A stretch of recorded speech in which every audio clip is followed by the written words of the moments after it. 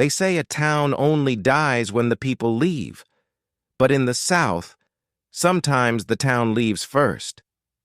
There was a place called Millford Ridge. A dot on the map. Nothing fancy.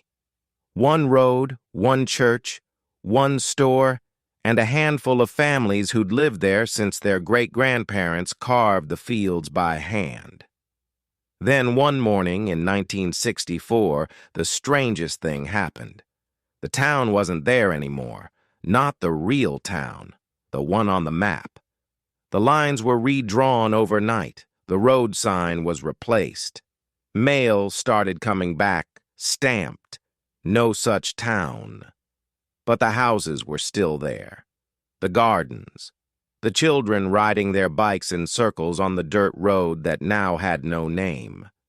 People thought it was a clerical error until the men in suits showed up. They carried clipboards and surveys. They talked about floodplain concerns and water basin rights. The folks in Millford Ridge didn't know what any of that meant, but someone else did.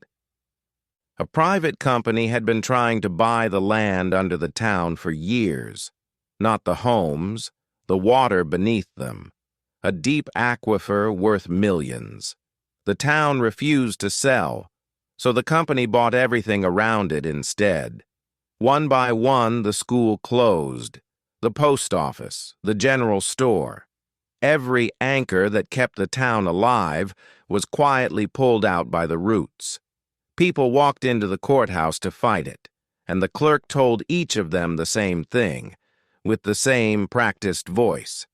You can't file a claim for a town that no longer exists.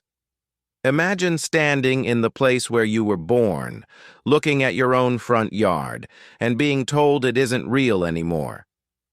The pressure got worse. Insurance companies dropped coverage. Banks refused loans.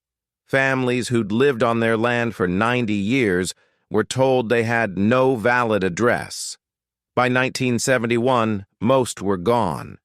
Not because they wanted to leave, but because staying became impossible. And when the last family moved, the company finally made their move. They bought the whole ridge in a sealed bid nobody else ever saw. Then they fenced the land and cleared what remained of the homes. Today, if you stand where the church used to be, all you'll find is the old stone steps, leading up to nothing. The forest grew back, the road washed out, and the map never corrected the mistake that wasn't a mistake. Some towns die from storms, some from time. But this one died because someone wanted what was hidden under the soil.